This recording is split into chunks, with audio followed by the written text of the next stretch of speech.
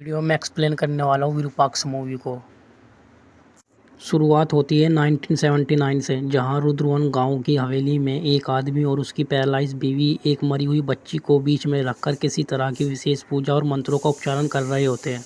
इस बीच वहां पहुंच जाते हैं गांव के लोग, जो उस दृश्य को देखकर घबरा जाते हैं और काला जादू देखकर उस आदमी और उस औरत को बेहद पीटते हैं और अंत में एक पेड़ से बांध देते हैं। इस बीच उनका बेटा उन सबको ऐसा करने से रोकता है, लेकिन कोई उसकी नहीं सुनता। वह आदमी और औरत ऐसी हालत में भी मत इसके बाद गांव के लोग उन पर मिट्टी का तेल डालकर उन्हें मरते मरते वह औरत गांव वालों को श्राप देती है कि बहुत जल्दी ये गांव एक कब्रिस्तान में बदल जाएगा।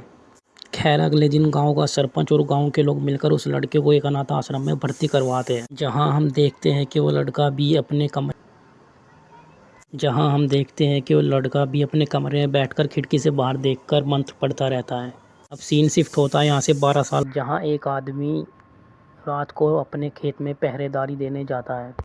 तभी एक कौवा वहाँ आ जाता है और जोर जोर से देर तक इंतजार करता है, और जब भी वह उसे खुर्राने के लिए उठता है तभी वह कौवा उस पर हमला कर देता है। अगले दिन जब उसका लड़का उसे देखने के लिए खेत पर आता है तो वो आदमी वहाँ मौजूद नहीं होता है। खैर, अब सीन शिफ्ट होता है एक हफ्ते बाद, जहाँ सूर्या नाम का लड़का अपने भाई और अपनी माँ के साथ उस गांव में आते हैं।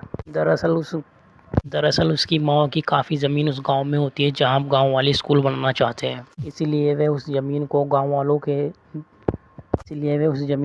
वालों को देने के लिए आती है। गांव में प्रवेश करने से पहले सूर्या की कार पर एक मरा हुआ कौवा आकर टकरा जाता है, जिसको देखकर उसकी माँ घबरा जाती है और उसको एक अपशकुन बताती है। हालांकि सूर्या इसे नज़रअंदाज करता है और कौवों को हटाकर गांव के लिए बढ़ जाता है। वहीं पुजारी गांव में होने वाले एक त्योहार का मुहूर्त निकाल रहा होता है, जहां वो गांव में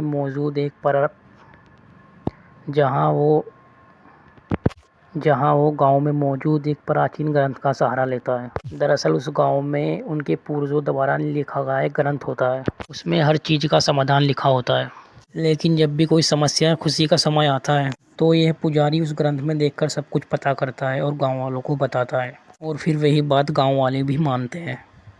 खैर, सूर्या अब गांव पहुंच चुका है, जहां वो अपनी दूर की बहन पार्वती के घर आता है। जहां हम देखते हैं पार्वती के एक कान में गड़बड़ है, जहां वो दवाई डालती रहती है। अब उसी रात सूर्या अपने गांव में ठंडी हवा खा रहा होता है, तभी वो देखता है एक लड़की अपने मुंह पर कपड़ा बांधकर एक मुर्गे को चुरा ले जाती है। इसी बीच एक गांव वाला उसे देखकर चोर चोर चिल्लाने लगता है और सूर्या उसे एक अकेले में पकड़ लेता है।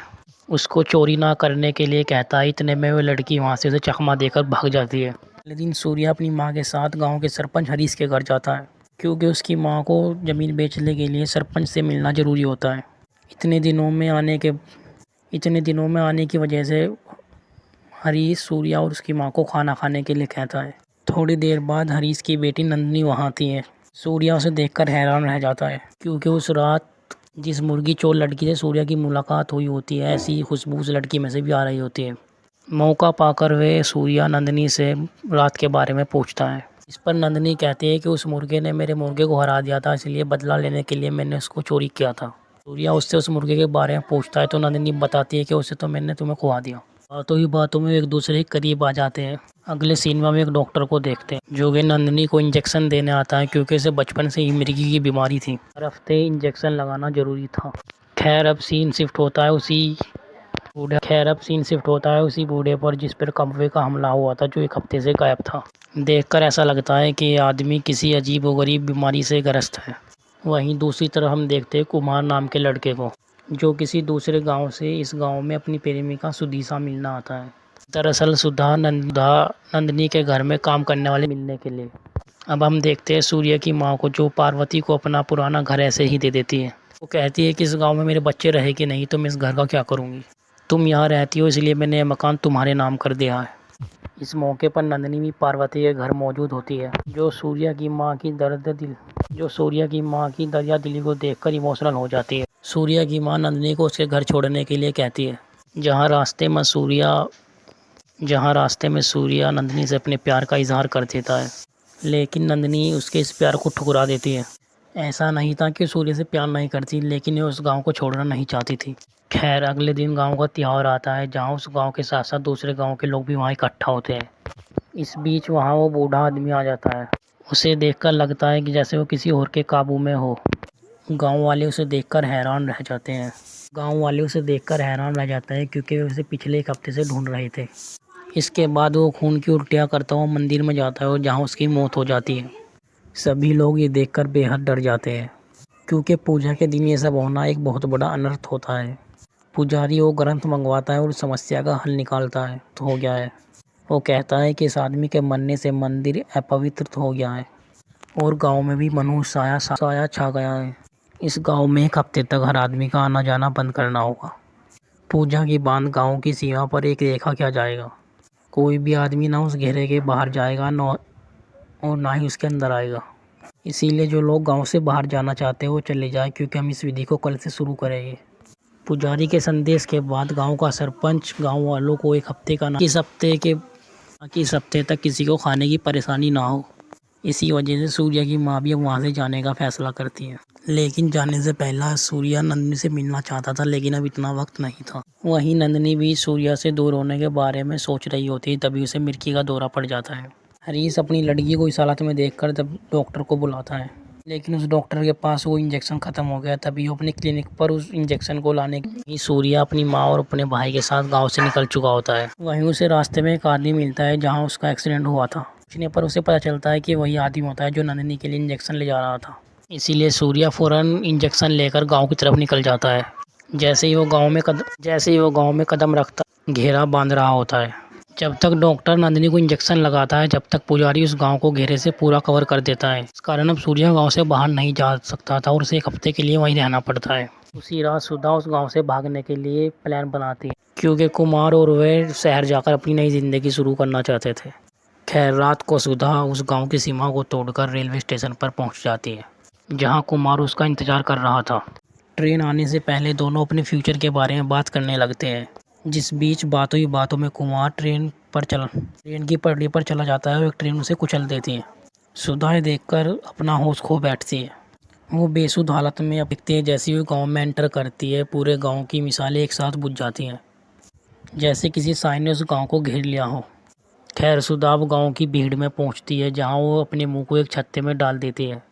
वहीं दूसरे दिन नंदिनी सूर्या को उसकी जान बचाने के लिए थैंक यू बोलती है और कहती है कि हम कभी मिल नहीं पाएंगे, क्योंकि मैं इस गांव को कभी नहीं छोड़ सकती और ये गांव ही मेरा घर है।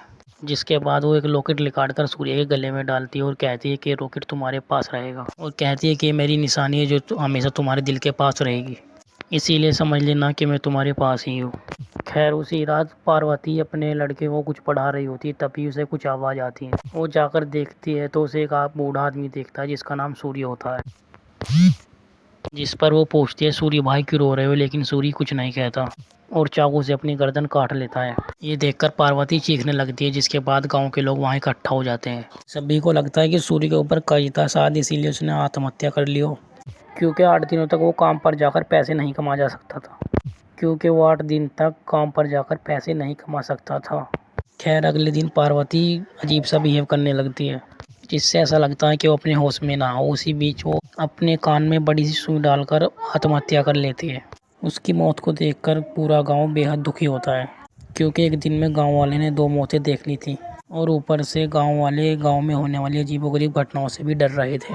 इन सभी चीज़ों को देखते हुए पुजारी को कुछ शक होने लगता है और वो सबसे कहता है कि घर घर जाकर पता करो कि कोई आदमी गाँव से बाहर तो नहीं गया है, किसी ने उस घेरे को तो नहीं तोड़ा है। वहीं सुधा के पिता अपनी बेटी के लिए रात से परेशान होते हैं, लेकिन जब सब लोग एक दूसरे घर में जाकर पता कर रहे थे तो एक गांव वालों ने उनसे सुधा के बारे में पूछा। इस पर सुधा की माँ ने कहा कि वो घर में ही है, वो नहा रही है।